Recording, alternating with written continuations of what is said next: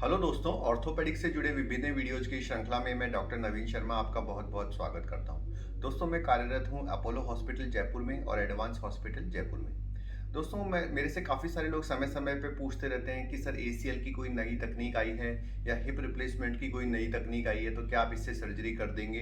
तो मैं आपको एक बात बताना चाहता हूँ दोस्तों, जो मेरा टेक है कि नई टेक्निक्स के बारे में।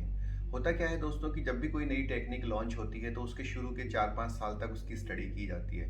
हालांकि कंपनियां काफ़ी रिसर्च के बाद उन टेक्निक्स को लॉन्च करती है, लेकिन कई बार उसके अंदर प्लस या माइनस होने की गुंजाइश तो रहती है। मैं आपको उदाहरण दूंगा एक बहुत बड़े कार के ब्रांड का।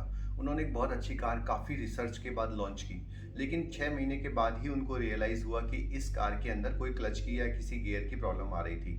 तो कंपनी ने सारी कारों को वापस बुलाया, फ्री ऑफ कॉस्ट उनकी रिपेयर की। लेकिन सोचिए, अगर आपके नई तकनीक से सर्जरी हुई हो और आपके 6 महीने बाद आपको सर्जन कहे कि क्योंकि आपके अंदर एक नई तकनीक यूज़ हुई थी तो इसमें कुछ प्रॉब्लम आ रही है, तो आप वापस आ जाइए और मैं फ्री ऑफ कॉस्ट आपकी सर्जरी करूंगा। तो क्या आप पे गुजरेगा? आपका रिएक्शन कैसा हो जाएगा? सेम यही वजह है कि मैं नई तकनीक यूज़ नहीं करना चाहता, क्योंकि उसके अंदर हमें ये पता नहीं होता कि आज के साल, 2 साल, 3 साल बाद ये टेक्निक किस प्रकार से बिहेव करेगी। मैं आपको एक और एग्जांपल देता हूँ दोस्तों। एक बहुत ही बड़ा मोबाइल ब्रांड, शायद आजकल दुनिया का सबसे बड़ा मोबाइल ब्रांड होगा। उन्होंने एक बैटरी लॉन्च की। उनका ये कहना था कि ये बैटरी ऐसी है जो 2-2 3-3 दिन तक चार्ज रहेगी, लेकिन इसमें कोई प्रॉब्लम भी नहीं आएगी। लेकिन जैसे ही लोगों ने मोबाइल चार्ज करना शुरू किया, उस मोबाइल ने काफ़ी हीट पकड़ी। कई बार तो प्लेन में उस मोबाइल को बैन करना पड़ा, क्योंकि उसकी बैटरी अचानक से बम की तरह फट जाती थी। इस वजह से कंपनी को सारे के सारे मोबाइल वापस बुलाने पड़े। अब आप जस्ट उम्मीद करिए कि आपने सोच सकते हैं आप कि आपने कोई नया तकनीक से सर्जरी कराया है और 1 साल बाद पता चलता है कि ये जो इम्प्लांट है इसकी कुछ खास प्रॉब्लम्स है और फिर आपको वो सर्जरी दोबारा करानी पड़े। तो यही रिस्क है कि मैं नई टेक्निक्स के खिलाफ हूँ। आप कंप्यूटर पे या फिर मोबाइल पे, यूट्यूब पे काफ़ी सारी नई टेक्निक्स देखेंगे। मैं ये नहीं कहता कि कंपनी उनको लाने से पहले पूरी रिसर्च नहीं करती, रिसर्च करती है दोस्तों। लेकिन क्या होता है कि रिसर्च लैब में करना और वास्तविक ज़िंदगी में करना बिल्कुल अलग-अलग चीज़ें होती हैं। यही वजह है कि चाहे नी रिप्लेसमेंट हो चाहे एसीएल, मैं ट्राइड और टेस्टेड टेक्निक पर विश्वास करता हूँ। और मैं ही नहीं, दुनिया के जितने भी बड़े इंटरनेशनल प्लेयर्स हैं कभी भी अपने ऊपर एक नया एक्सपेरिमेंट नहीं कराते। हो सकता है कि कोई नई टेक्निक आए और वो कंपनी क्लेम करे कि हाँ, इसमें तो आप 2 महीने में ही सही हो जाओगे या 4 महीने में सही हो जाओगे। लेकिन मान लो अगर 6-7 महीने बाद उसकी कोई ऐसी रिएक्शन सामने आती है जो पहले से पता नहीं थी, तो आप सोच सकते हैं कि आप पर क्या गुजरेगी।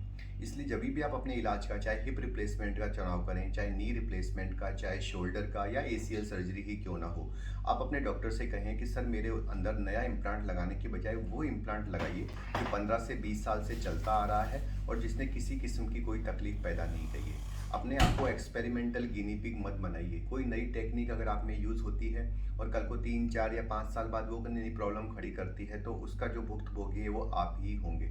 इसलिए हमेशा यूज़ कीजिए tried and tested technique. At least आपको ये तो पता रहेगा कि 15, 20, 25 साल की जो क्या क्या प्रॉब्लम्स उसमें आ सकती है और कैसे उसका सॉल्यूशन होता है। नई टेक्निक में एक रिस्क ये भी रहता है कि जब वो प्रॉब्लम खड़ी होती है तभी उसका सॉल्यूशन ढूंढा जाता है, क्योंकि उसके पहले तो पता ही नहीं था कि ये प्रॉब्लम हो सकती है। एक बहुत बड़ी जॉइंट रिप्लेसमेंट कंपनी ने भी एक इम्प्लांट यूज़ किया था और ये दावा किया था कि वो बहुत लंबा चलेगा, लेकिन 2-3 साल बाद उसमें भी प्रॉब्लम आनी स्टार्ट हो गई थी। तो उन लोगों का आप सोच सकते हैं क्या गुजरेगी जिनके अंदर की वो इम्प्लांट यूज़ कर दिया गया था। इसलिए मैंने अपनी ज़िंदगी का एक ही नियम बनाया कि वो ही टेक्निक मैं यूज़ करूँगा जो 15 से 20 साल से चलती आ रही है और जिसने लाखों लोगों को सेटिस्फाइड किया है। मैं अपने पेशेंट्स पे नया एक्सपेरिमेंट कभी भी नहीं करना चाहता, क्योंकि 2 से 3 साल बाद अगर किसी को दिक्कत होती है तो जितना दुख पेशेंट्स को होगा उतना ही दुख हमें भी होता है।